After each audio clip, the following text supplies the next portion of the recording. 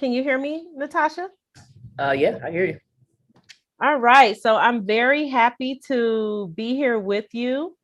Um, and I mean, I just don't even know how to explain how excited I am for us to be in conversation today. I've been looking forward to this for quite a while.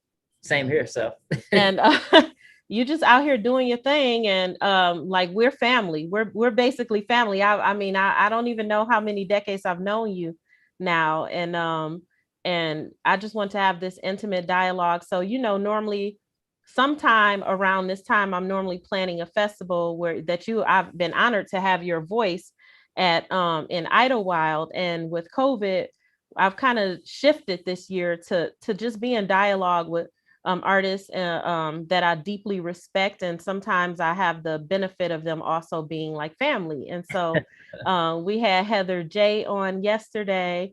We have you on today. We have Nadine, aka Mars, coming up.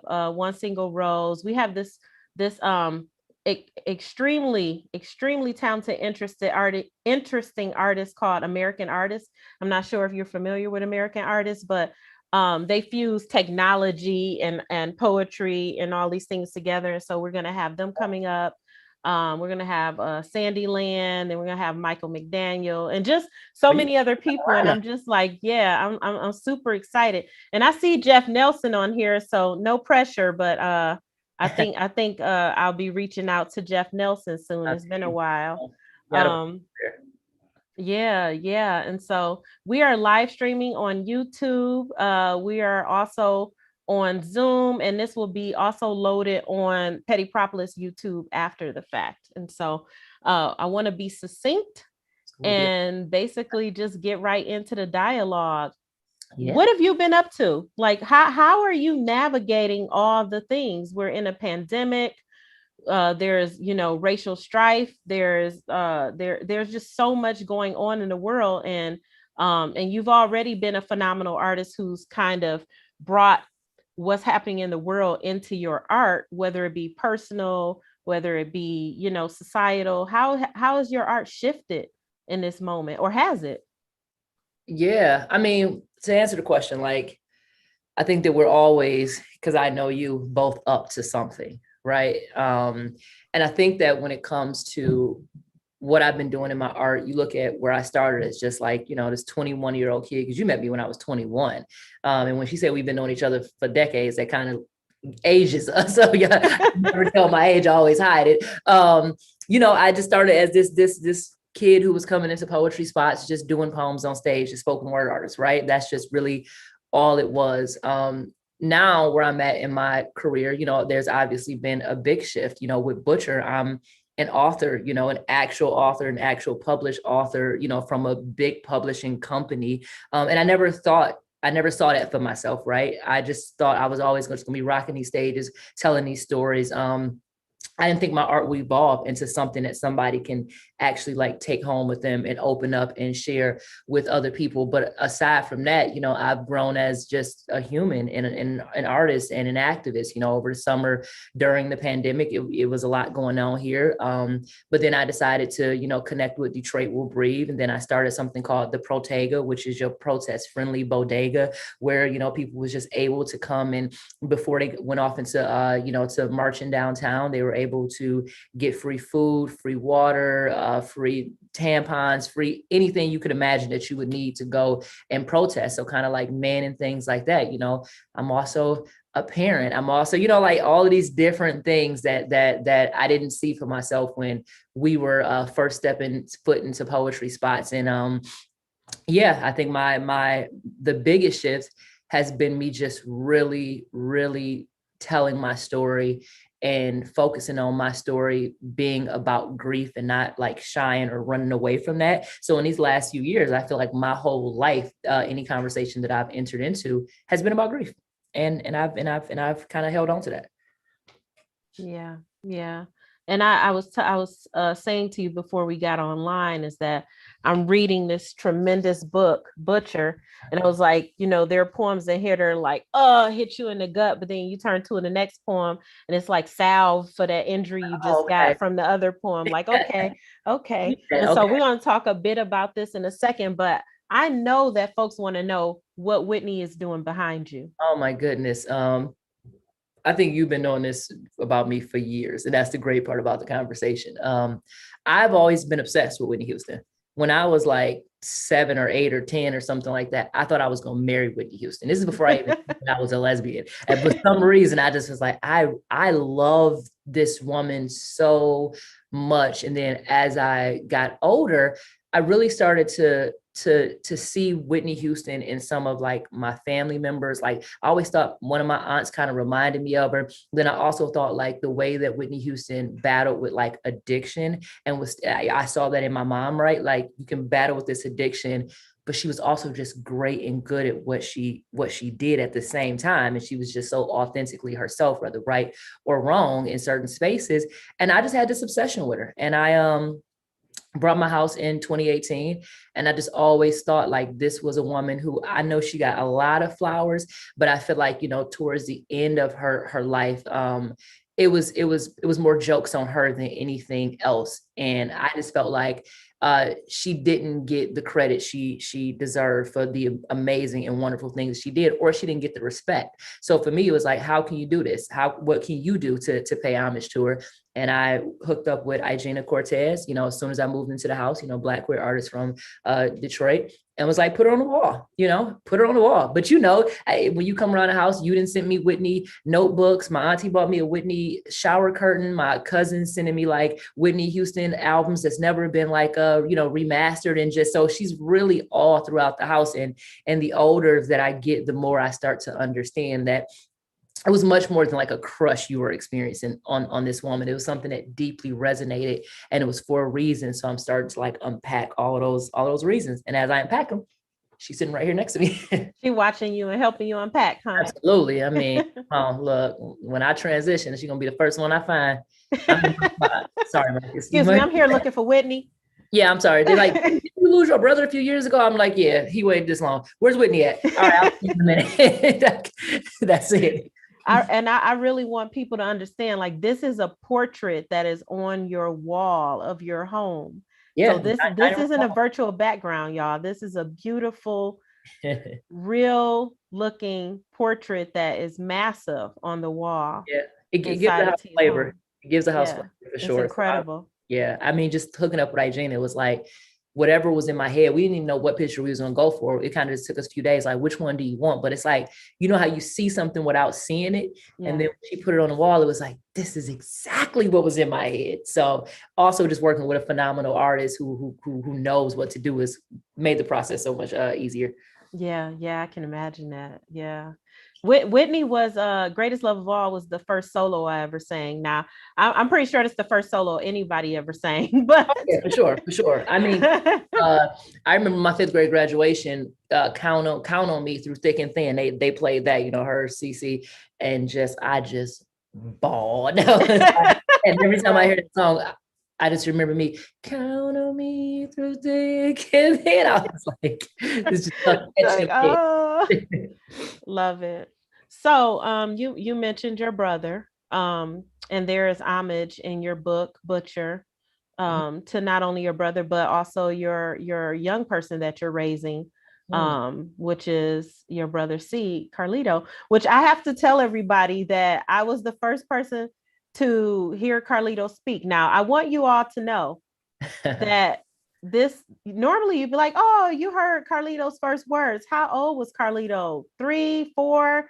No, 3 months. 3 months old. Yeah. You didn't hear him. You taught him the word. Well, you know, or you could say it like that, like I taught. I didn't think that Carlito would actually respond with the actual word at 3 months, but Carlito did. So I'm just amazed by him. And he's a light, and he's brilliant and funny and witty. And he gets that from you and his dad. And do you want to talk a little bit about, like, you know, you talked about grief, and you've done a lot of things to pay homage to your brother, and similar to Whitney, right? Like, to reclaim the narrative of the ways that we are forced to endure this society. And you talk about that in Butcher.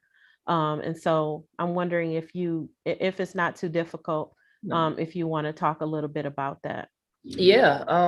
you know the story of my brother, and to those of you who don't know, my brother was murdered in 2013 in Detroit.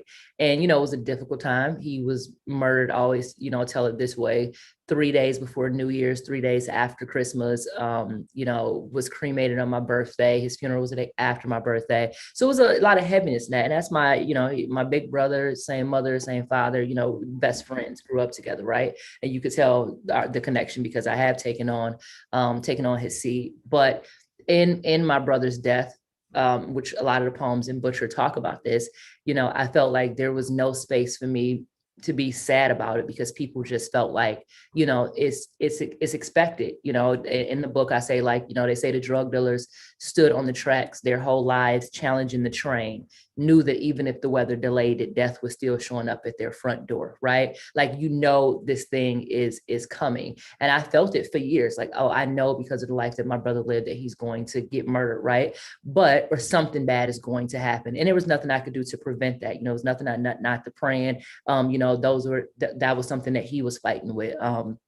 But once that fight ended, I just felt like it was this space where it's like, nah, you should have expected it, so you shouldn't be that sad about it. He did bad things in the world, so you shouldn't feel that bad about it. And I did have to reclaim that space. I had to realize, like, first of all, we're talking, and I know you're going to hate this. I got the trash can that you just say open can and it opens up, or you walk by it and it opens up. And I'm talking to you about my brother, and the can just opened up, just so you're very clear about that, and nobody is over there. So yeah. Yes. See, y'all, that surveillance stuff. But anyway, I'm gonna let you. Yeah, no, I'm throwing it all away. So, or he's just walking by the can right now. Like, y'all talking about me? Very true. Yeah. So, it was really me, in these last, and it took a minute to get here, but in these last like 4 or 5 years, just embracing that, grief can be a struggle, but it can also be a beautiful thing if you use it as a resource to help other people with their grief. So I came into that space like, Marcus is, he's gone, he's dead. And you see the poem in there where I talk about he's dead, he's gone, his death. He's dead, and there's nothing that I could do about that. The only thing I could do about it post-death that would make me feel better and heal others is to just tell the story of him and the story of it like it was, and not try to alter anything. I talked to somebody about Butcher, and they talked about just how raw it is. But you and I know, I think all of our poetry over these past few years have been very raw. Like, this is the thing, this is what it is. I'm not trying to metaphor my way out of it. I'm not trying to make it look prettier than it is. So with Butcher, even the title, it was like, this is what it is. This is how I feel, but this is how I was able to overcome it. So, losing him was really difficult for me, in so many ways, so many things that I struggled with that kind of sparked off some sort of like, addictive personality in me. I was finding all of these different things. I was chasing all of these things to avoid what I was feeling. And then I woke up one day and decided, like, oh, you got to do something healthy. You got to do something healthy. And that healthy is writing these poems, getting to this book, honoring your brother, raising his son, being a good parent, being a good person, and then doing all of this grief work in the community. The Science of Grief with the DIA, the Science of Grief. I'm producing a podcast right now in partnership with Science Gallery and WDET. So I took all of that pain from my brother. I honored him by telling his story. I think that he would be very proud that I tell people exactly who he was. I have no sugarcoating in that. But then he's also like, but you put some sort of positive spin on it. So I think that has been my journey. That, what, it makes me think of two things, right? My father died of AIDS, and for a long time, like, we're forced to be ashamed of the ways that the people we love who had the greatest impact on us leave this place. And then you start to learn more about society's impact on the conditions that the people you love had to endure, and how they ended up in these particular situations in the first place, and like systemic racism and just structural inequality, and all the things. And then you take on this mission to humanize them. And so it makes me also think about, like, I was watching the trial of George Floyd, and just like the families, and so many families, agendas to like humanize their loved ones Yeah. beyond their death, like to be honest about how they left, to be honest about whether there was any addictions, to be honest about whether or not there was, whatever conditions that our loved ones endured and existed through. But at the end of the day, they were human beings who deserved to be loved, Yeah. to deserve to be remembered, who had loved ones who still love them. Good. And so I just really have really watched you journey through, traverse that sort of reclaiming Marcus's humanity in Yeah, that I way. mean, when I first started hearing the story of your father, that's one of the first stories where I heard somebody openly say, like, no, my father died of AIDS. Like, you really don't hear that from people, you know? So I think that stories like that have always like sat with me. Even C.R. Freeman, when she talked about like her father being a drug dealer and her father being murdered, and that's something that really connected us closely, and we did the Good Grief tour together. So I just wanted to join that conversation and like, no, like these people were human and did good things too, you know. And they deserve some sort of flowers for the things that they did. And like you just talked about, all the things that contributed to the environment. And I think one of the last poems in the book, I say, you didn't, oh no, actually I cut that poem, but it says, you didn't start this war on drugs, you were a casualty in it. Like, he didn't wake up one day and say like, oh, I just want to sell drugs because it's fun. There were so many other things that contributed to the decisions that he felt like he had to make. But he was just so much more than those decisions. He was a father, and he was a brother, and he was a son, and and he liked basketball, and he liked to rap, and he talked to himself a little too much, but he was funny, and he smoked a little weed, but he didn't drink. And there are things that he was fun, and he took me to prom, and he paid for the hotel room, and he bought everybody's dinner at Fishbones, and what I'm saying. So it's like, to just minimize him to just the bad things would do him no justice. Yeah. And I mean, we have to reevaluate what bad is in this Well, society, that because part. I'm someone who lives with chronic illness, and I'm on a whole lot of drugs that I'm sure are eating my That, insides out right now. okay, yeah, And I didn't get them from Marcus. yeah, sure did. So The bad people are still here. Then they do bad exactly. things in the name of government and God. So And honestly, I don't think you cut that poem. I think I read that poem in here, unless you have different editions of this. I believe I read that poem, you might have, unless I read it somewhere else, because it's yeah. not like I don't be following you around and like reading your Oh poems and no, all you know these what I'll be doing. things. So I don't think you got to read the poem. It probably was a time where I called you to read the poem to you. Like, oh, I didn't read this poem. It's probably just stuck in your head now. yeah, I definitely recall that, and it really sat with me. And so yeah, talk to me about Butcher. Like, what aside from, because is this your third? I know you've done like chapbooks and other things, Yeah. but is this your second official book, or Well, so are you it is, but I like to call it like my first, right? You remember, okay? I published myself Coming Out of Nowhere, which Yeah, I have that. Yeah. feels, yeah, see, I love my friends. They're like, no, I have all this, which I still believe was ahead of its time. It It was, was. it was what I considered at the time a social networking memoir. And I took all of these conversations, as you recall, that was happening online, just to be a mirror, to show people that they're either somebody else online or they're the worst version of themselves online. And when you get to look in this book and read the things that you say, are you going to reconsider your behaviors on social media, right? But that was something I published, and it wasn't a book of poems. Yeah. It's Then, important. I mean, I don't know if you know how important that book is in a political dialogue, particularly of Facebook right now. So you yeah, might want to reconsider like I think so. bringing Like, it kind of, back out. I agree with that, because I'm like, I don't know if I should just let this go, because I think I was doing a thing with this. Yeah, yeah. Yeah, but Anyway, go ahead. I self-published. I think that was something that we probably went through. There's a lot of questions I probably asked you at the time. How do I start this? How do I start that? And that was fun. And then the second chat book, well, the first chat book I published really wasn't a chat book, right? It was poems. It was me going to do these shows. It was like, I need to get some money off these shows other than what I'm getting paid. I need a product. So how we do it, guerrilla style, just got put maybe 10, 12 poems, 18 poems in a book. use a logo I had for something else, slapped it on the front of it, stapled $10. it every week FedEx, and was like, here you go, right? I didn't think I was gonna win no Pulitzer Prizes with it. I didn't think nobody was gonna be quoting it on Instagram. I just need to get my $10 at them shows. And right. It held me over. And the journey to Butcher was I think it was a really cool one because it was very unexpected, right? I had always said like, I don't want to, and I think it was my own fear of like my own, I don't want to call it greatness, but I was holding myself back.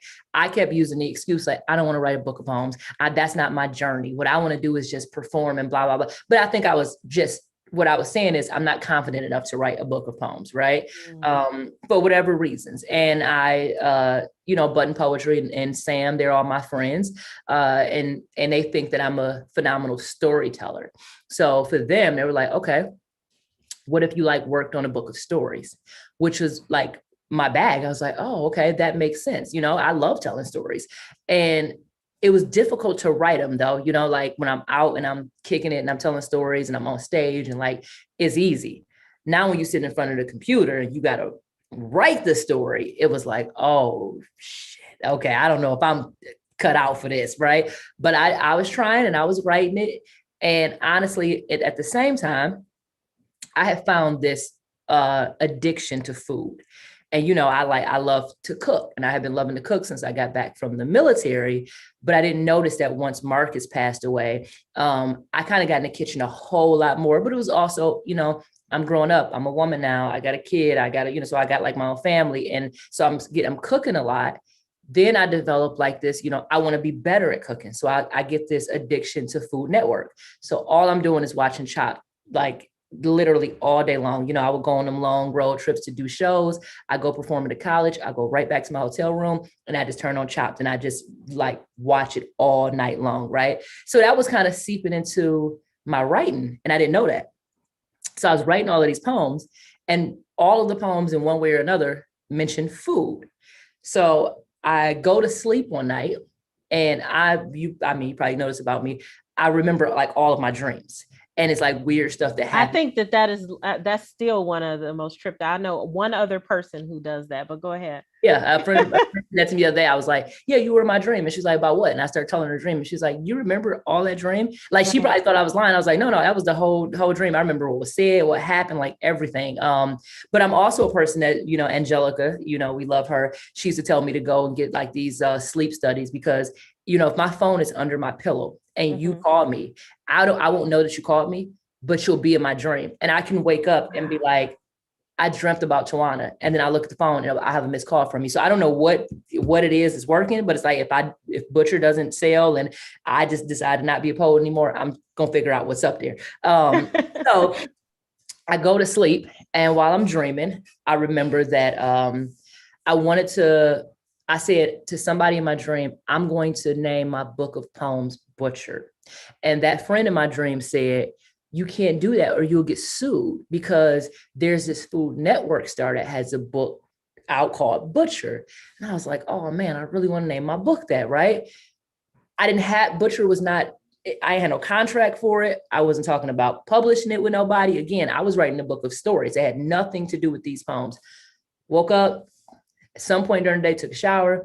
While I was in the shower, I was like, oh wait, you had a dream about a book, about calling it Butcher. You gonna name your book Butcher, because that was just a dream, right? So I get up, and then I'm like, do you have enough poems to do this? I started going through all of the Instagram poems that I put up, all of the poems that I've been writing recently. Then I realized like, oh, these things are talking about like food and grief all at the same time. So I go to Button Poetry and I'm like, I know you want this thing, but this thing is already here. Yeah. And they were like, Butcher it is, we'll take it. And I was like, okay. And this is what we need. It was a 2-year journey. Safi was my editor, was going back and forth, with the poems. I was writing poems, but it was just such a sweet moment for me to see it all come together. Like this life that you found in food, and also this life that you found in grief. These two things, they go. Yeah. And you got a whole book out of it. Yeah. And it's beautiful. I'm gonna show it again, y'all. Yeah. I mean, even the covers. Beautiful.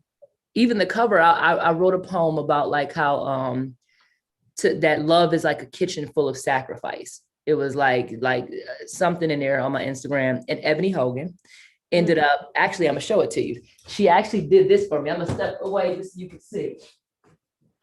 So after Ebony Hogan sees this poem, you know, our girl Ebony from New York, Yeah. she does this. Wow. Right? This is all before Butcher comes together. So she does this. Wow. And, you know, wow. It's the art, it's the food, it's the everything. Yeah. So I was like, this should be my book cover.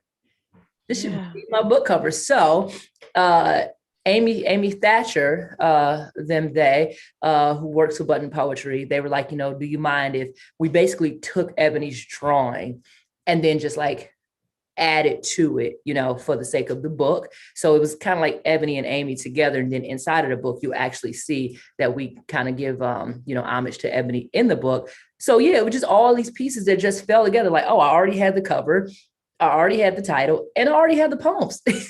Yeah. And you know what? I don't know if it's, I'm going to switch to view for a second so people can see me. I want y'all to see this incredible. Do you see this book? It's beautiful. It is beautiful. The poems are amazing. And the book itself is beautiful. Yeah, Ebony and Amy, they did their thing. Again, it was like the Whitney thing. It was like, when I said Butcher, this is what was in my head. And for some reason, these people were already making it happen.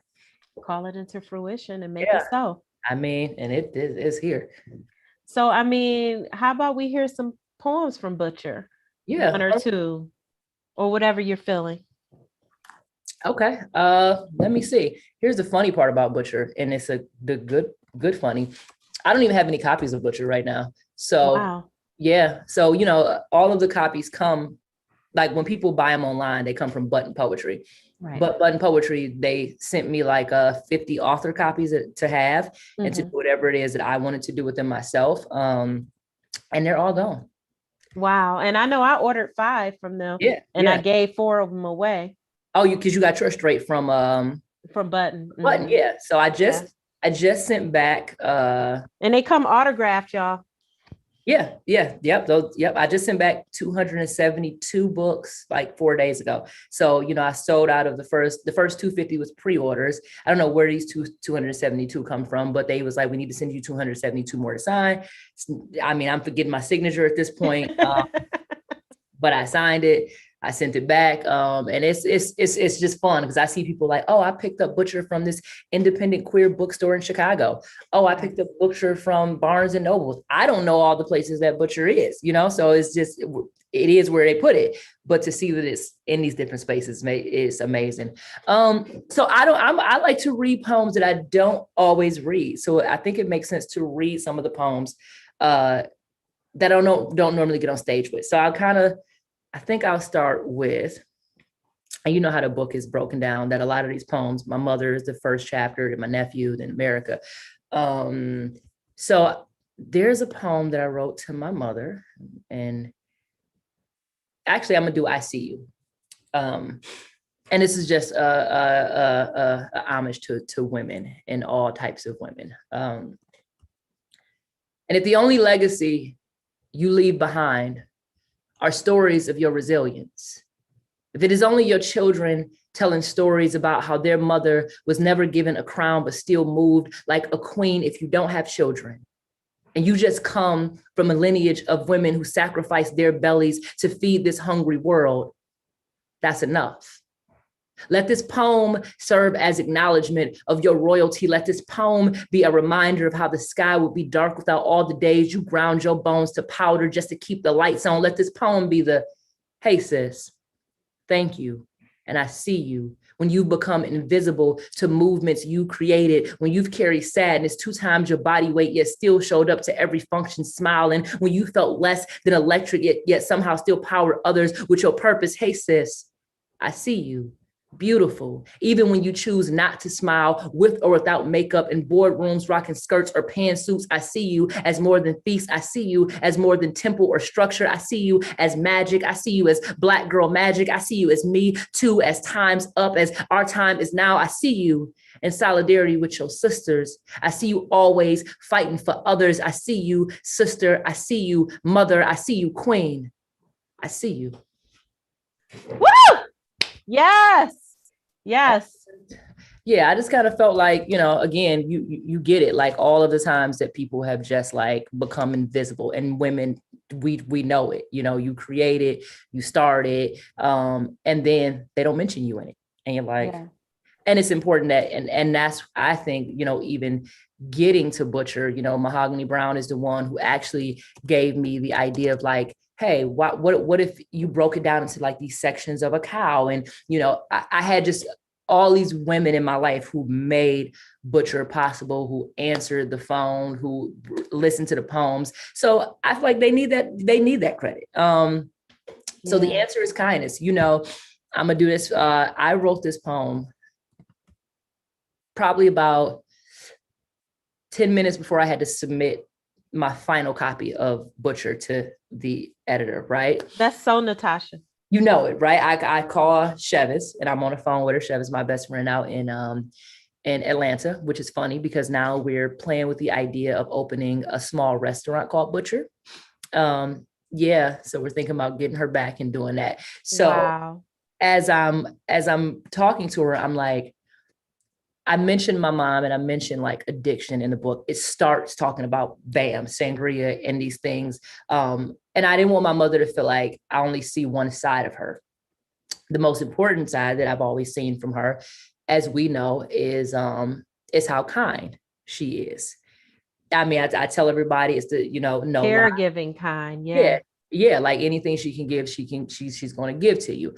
And, that's funny. I was at the gym yesterday and I was in a sauna, and this older gentleman named Larry, white guy, he was like, where have you been? And I was like, well, I have been going to the other gym. And he was like, I've been seeing you come here for years. And I just want to say, you are so nice. You always just stay to yourself. You always just nice to people. You always, and then we got into the story about like my mom and where it came from. And then he started talking about his mom. And he's like, my mom just taught me one thing. You be nice to people, and you keep yourself surrounded with nice people. And if people aren't nice back to you and they're bad people, he said, send them on their way and pray for them. Don't judge them. Just send them on their way and pray for them. And I was like, I needed that, Larry, because sometimes we fall into, these cycles of, and I wouldn't say judgment. I tend to not be a judgmental person, but I am a person who I think that I'm funny. I like to talk through things. I like to, so I recognize things and I talk about them, but sometimes it falls into a cycle of like, oh, this is kind of getting too negative. And just to be reminded of, I keep saying people got their shit. They got their demons. They got their, and it's okay to say it ain't for me, but also I'm gonna pray for you and let you go. So, in that I call Chevis and I'm like, I need to write another poem to my mom. And she's like, well, write it. I'm like, I only got about 10 minutes. She's like, okay, write the poem. And I hung up and was like, okay, called her back in 10 minutes and was like, you want to hear the poem? And she's like, you really just wrote a poem. I was like, yep. But no one's actually surprised by that. I don't know what it is. It's like, I'm out the door. Like I always do the show at the, the show, the awards gala, the water awards gala at the DSO. And I remember I had a crazy day. I had just performed for Forbes 30 under 30 the night before. The next morning I had to do like the TEDx performance. And then right after that, I had to go to the DSO to do the show. And they wanted me to write a poem about climate change. And I had to get dressed in between Forbes and going to the DSO. Me and my cousin Micaiah, we came here. And while she's like, I'm like, we only got about 30 minutes. She's throwing her stuff on. I'm trying to throw my stuff on. I'm like, but I have to write this poem. And I get back to the computer, write the poem, go to the DSO, print it out at FedEx real quick, get a standing ovation. It's like, wow. The audience, so to the folks listening to this, to you all, this is probably like, oh my goodness, which it is, oh my goodness. But if you've been around T for any amount of time, then you know that she goes into national slam competitions, writing and memorizing poems right before hitting the stage. I've witnessed it too many times to count. And I always talk to people about her. I'm like, I know a person who writes and memorizes a poem at the same time and then goes and slams it in a national competition. Perform it. Look, that's what that 4:30 under 30 was. Like, I was like, I just finished that poem the night before. I was like, let me get so yeah, I did this. And I just felt like even in those moments, I'm like, when I'm writing, it's like I don't have time to manipulate my own feelings, right? Mm-hmm. If I got to do something and I got to push it out really quickly, the thing that's coming out is the thing that I feel. And like most human beings, you can go back and do the editing that you need to do for whatever project it is you're working on. But like most human beings, if you give me too much time, I'm gonna start to try to make it look good. Yeah. So I'm like, yeah, let me just say what it is. So this poem came, in that moment, and it's called The Answer is Kindness. The question is my father. The answer is my mother. Buried her only son alone, pulled holidays out of 80-hour work weeks, feet blistering, hands ashy, teeth white, always smiling. The question is my brother. The answer is my mother. Received the diagnosis early, never seen him as a burden, paid for medicine out of pocket, showed up to every hearing, put money she didn't have on the book, spoke highly of, never gave up on. The question is me. The answer is my mother. A lot of addiction, a lot more of surviving, a brick of confidence, a tree trunk of humility, a tiny home that survived the hurricane, the sharpest knife in any kitchen. The question is kindness. The answer is my mother. More than her demons, heart a vending machine that cost you nothing, the most versatile cut of the cow, the rib, the rib, the rib. The question is kindness. The answer, always, my mother. Wow, that is so beautiful. Like, that lady is so nice. Let me go. Yeah. And that's in the set. Is that, I can't recall, that's in the rib section, right? That's in the rib. Yeah, yeah. In the Talk rib. about the breakdown before you go into the next poem. Talk about the breakdown of the book. You did it a little bit, but I found it fascinating. Yeah. So as I was thinking about, the different cuts of a cow, I was thinking, how do these fit into the story, right? How does what's the narrative, right?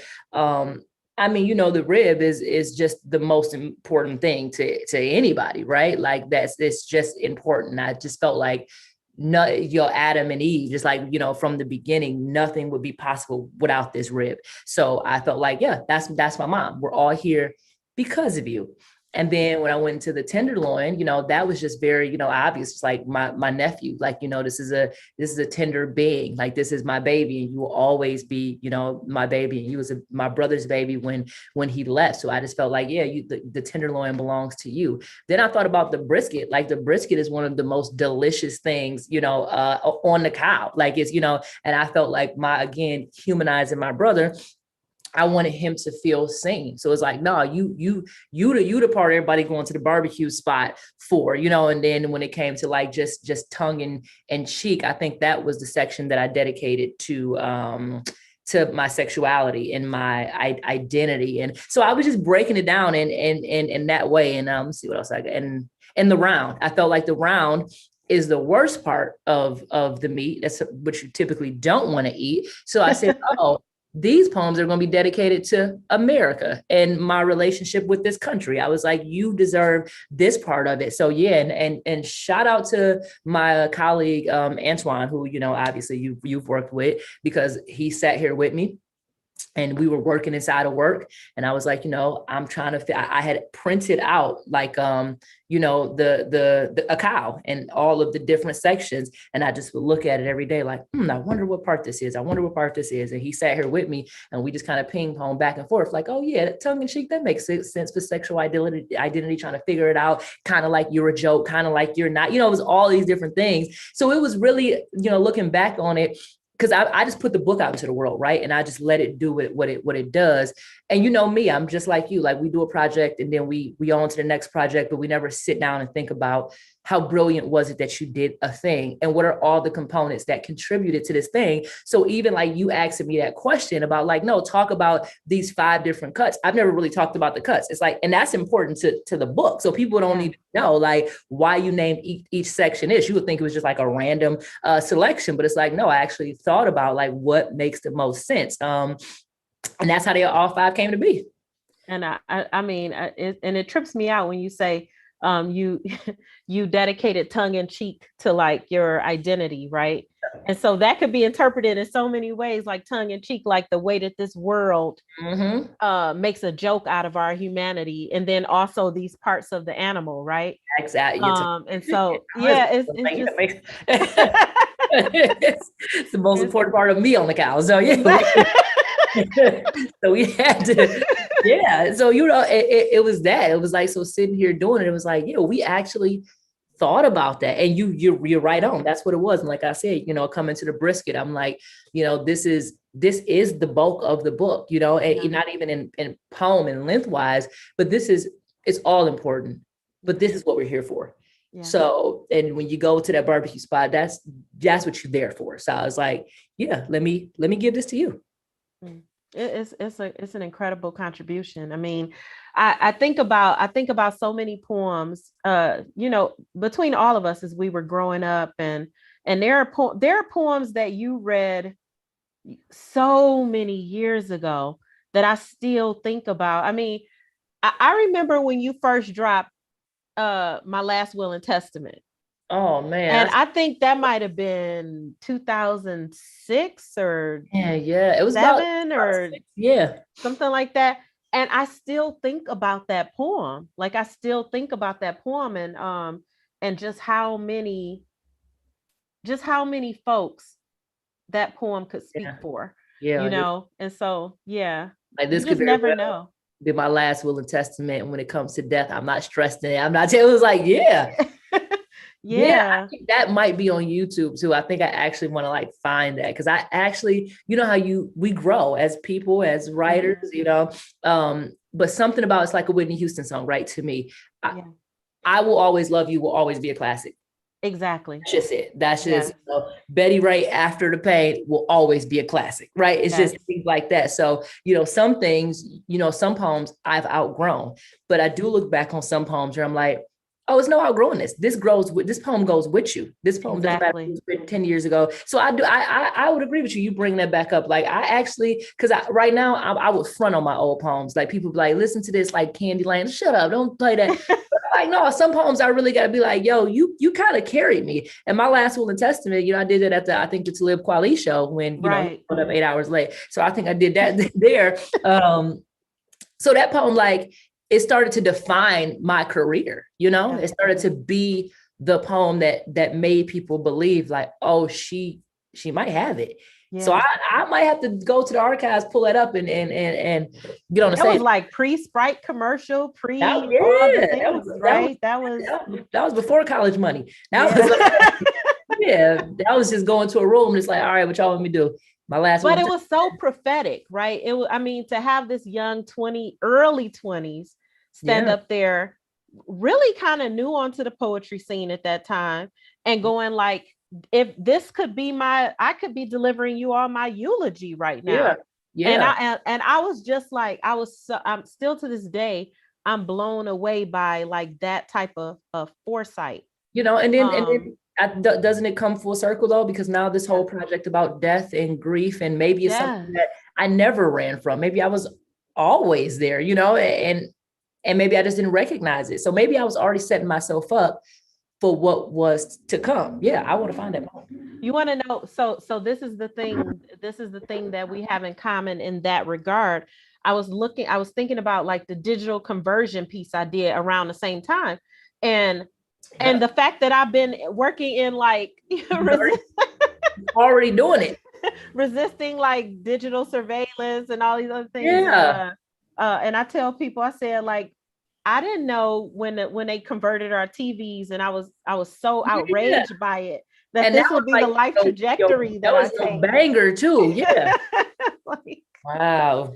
So it's hilarious to think about those things. It's like we get these instincts and we don't know that it's a real defining moment. Yeah. But the real part though is that it's real. It's like when you think about what you were saying in that poem, I wasn't writing about that type of stuff. Nobody was writing about that type of stuff, right? So it was like, what is she talking about? What's in the TV? It was on my TV and they gonna put me in and all of this. Like, okay, but I mean, in bars though, but also like what's in here? But it's like, it's in your heart, right? It's like, Yeah. this was always with me. This was always something I cared about. And that's how I look when I talked about, like, I used to write poems about grief. And then I started the science of grief. And I was like, it was in me. It was a bigger version of it. And now you're just doing a bigger version of like what you started doing in poetry. Cause sometimes, I mean, the poems can always, do what they have to do. But sometimes there's bigger things that you could do with, with the story. Now it's not like, it doesn't always fit in the poem. So yeah, 10, 15 years ago, we were writing these in these little poems, but now it's like, oh no, that's what you actually care about in the world. And that's, you actually just kind of writing your future. And for some reason you follow in that lane, and then you wake up and you're like, oh, I do this for real. Like, right. And then didn't think about the poem for so many years. And then just last year I was like, whoa. Yeah, I can't believe you still perform that poem. I'm like, it's still there. Like, it's like, it still has work to do. Yeah, and Tyree is probably like, Mom, you didn't. I could have told you that 20 years ago. It's like, okay. Of course. And that's exactly what he would say too. Yeah, he was just, you should have been knew that. Everybody knew that but you. I'm like, okay. Thank you. Speaking of our babies, mine is graduating law school next month. God, I just unbelievable. Do you think? I told you, I still remember you just like, you know what, T, I'm gonna be running a little late. Can you grab Tyree from elementary? Yeah, and now you're talking about law school. Is right. Yeah, it's a trip. And let's talk a little bit about Lito. I mean, like, just brilliant. You all just did a spread, right? Like a Mother's Day spread. I was just seeing that. I didn't get a chance to read it or anything. Yes. But. So Shinola was doing this year a traditional and non-traditional Mother's Day catalog, which I really appreciate. It was like, moms come in different packages. Moms can be aunties, moms can be cousins. Like, people are raising these little amazing humans who didn't birth them, and and then there was some actual moms in it as well. And they just called us up like, can you and your nephew do it? I attribute it to, he grew up to be like this. I hate to give him compliments, but just hands. Right. I'm like, oh, you're actually cute. Like the other day I was on FaceTime with somebody and my cousin, and she was like, is that Carlito on the backseat? And I was like, yeah. She like, girl, I thought your brother was just, his spirit was back there or something. Like he looks, I mean, they're exactly like him. You're your daddy's son for sure. And I know you should. A lot of people look like their parents, but I'm like, no, no. It's very weird. Yeah, so it was very, they called us up and we go do this shoot, and we probably take like 500 pictures. Here's the thing about Carlito. He's brilliant, so he can do whatever it is that he wants to do. He's never done like a big photo shoot, but we in there just killing a photo shoot. Now me, I'm a professional at it at this point, right? Is what I do. Go show up, take a picture. But he's killing it. And I'm like, okay, you need to calm down, because my job, not yours.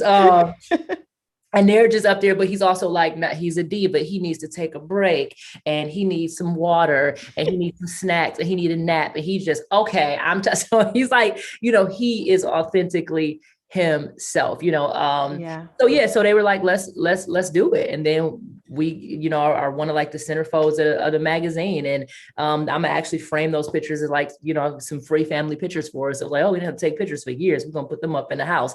But yeah, so in that spread, and on the blog, I just really talk about, all the things you already know, that, it wasn't an easy journey.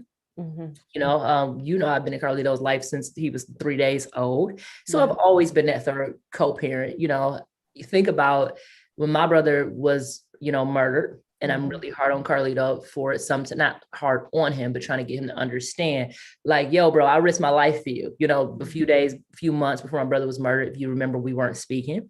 And we got into it because he was downstairs and he was at my mom's house. They remember like it was yesterday. He was trying to get my nephew to read, and my nephew was just struggling with whatever words it was. My brother, he had his other personalities.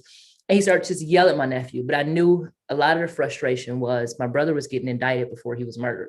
Yeah. So he said to me one time, I would rather die than go back to jail. And I was, sadly enough, it happened.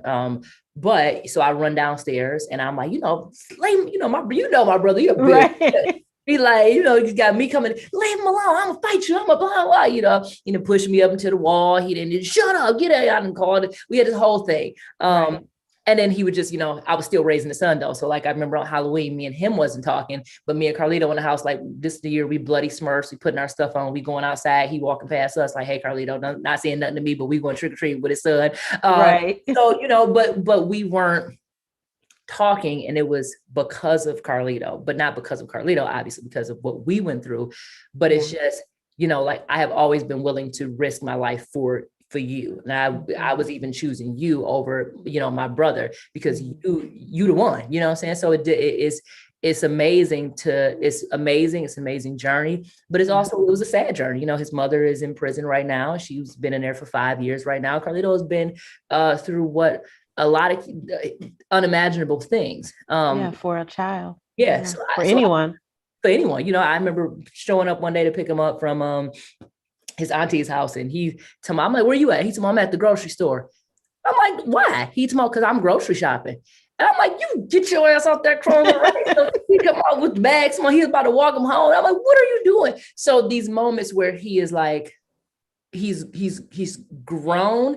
For me, I try to treat him like you still my baby. So, you don't deserve to grow up too fast. So with me and him, it's like, we kick it on the level like me and you kick it, because he's funny as hell. And he tell me, he like, Auntie, and I say it's my biggest compliment. He like, Auntie, you are so funny. He like, I don't know how you always do it, so, but he's funny. So we vibe and we joke, but then he's a baby. He texts me, he says like, hey, Auntie, you had a good show. I watched it on YouTube, or, it was live, but I know I got to go to bed at 11. Can you come home, watch a movie with me before I go to bed? And, he's so it's that. So I'm giving him those moments like, no, I know that you're growing up. He's a preteen. He's going to be a teenager this year. I know that you're growing up. Unbelievable. You talking about Tyree graduated from law school? Yes. Carlito is now about to be a teen, a third. Wow. So he's getting the pimples on his nose. He don't understand it, and he's closing the shower door. He doing the teenager thing. But I'm still making sure that he has that space and that time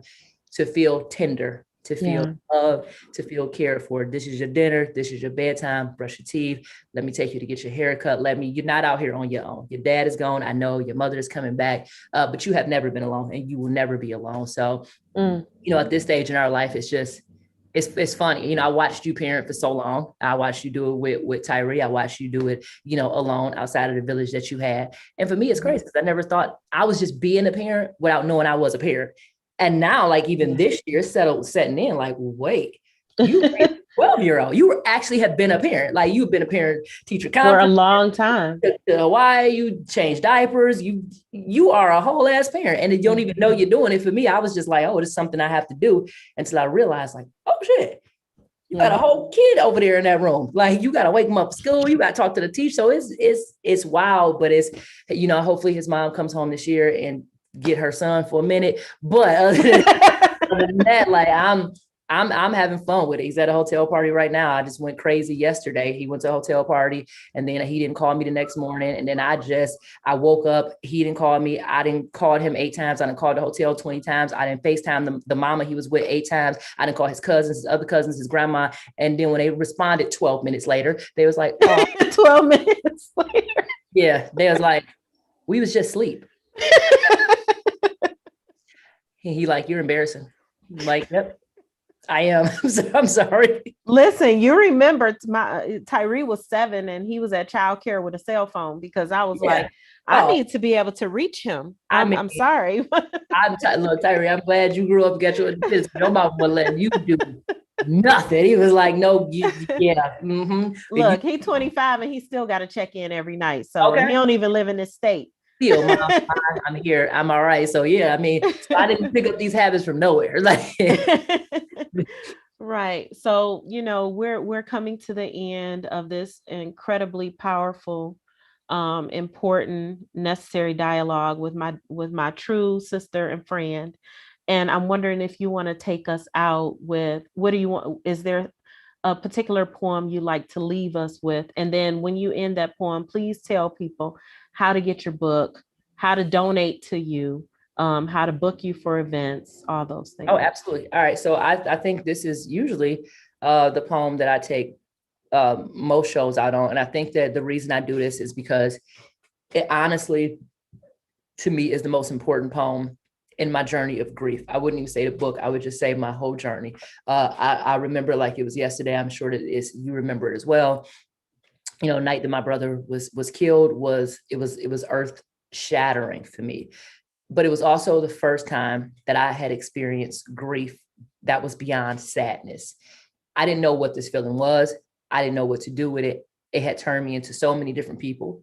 But I realized that when I got just a little clear from that moment, that we're all affected and inflicted with something. And I was I just was being shitty to people. Like, and I didn't know it. I wasn't intentional. And it was like, I could have done better. And I wrote this poem dedicated to that because I like to talk about how I learned. It's called I Learned of Grief Too Late. I learned that grief will humble you, that there's not enough success in the world to make you forget that your loved ones are dead.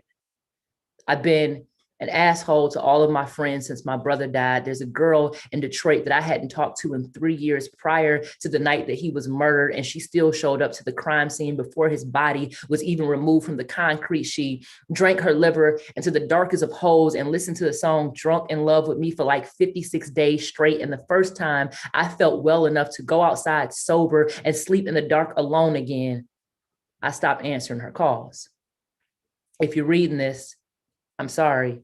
I know, even though there's a really good excuse, I know sometimes we become the haunted and the hunter, the monster that we are running from and the monster that we are becoming. I know that your phone has been ringing nonstop since your overdose, since your mother passed, since your relapse, since your lover left, since the moment it happened, and you've been hitting the ignore button and telling yourself that nobody cares about you. And I get it. Grief is so much more contagious than joy. It seems easier to hand our baggage to people we love, then move freely through the world. It's the reason I left my mother at home to mourn the death of her only son alone while I went on the road to perform poems to strangers, because hurt people is so damn cliche, but true. So you blame anything on the dead. You become the excuse and the excuse, the burning building and the fire, expecting to be rescued while left alone, until you are left alone, until you can no longer blame your behavior on your pain, until you have to be good to your friends again and you send apologies years too late, until you hear someone you love say that they can't forgive you and you feel success and emptiness in the same body, until you are humbled, until you realize that you are not the only one. We are all hurting. And as a result, we are hurting each other, until you learn to be grieving and gracious, until you learn that this shit was never just about you. Wow. So I think that kind of sums up my journey. Yeah, I thank you for this. Again, with Butcher, these are the conversations that I wanted to have. I didn't want it to just be a book of poems that I gave to people and just read poetry. I actually wanted to have conversations and dialogue about my whole journey. So this is one of my favorite conversations. And I'll be sure to post it. You can find me anywhere. Natasha T. Miller. I just hit 10K on Instagram. So I'm like really excited about that because I finally got a feature. So Natasha T. Miller on Instagram, Natasha T. Miller on Facebook and Twitter and all of those things. I'm more active on Instagram, but go to Button Poetry and buy the book, unless you want to buy the book directly from me, and I'll sign it and send it to you. But yeah, drive those sales up so I can get another contract with Button Poetry. But also buy the book because you're looking to share in the story and in the journey, not just because I'm trying to get that $20. But also give that $20. And if people want to just make a random donation to you, like they just want to donate.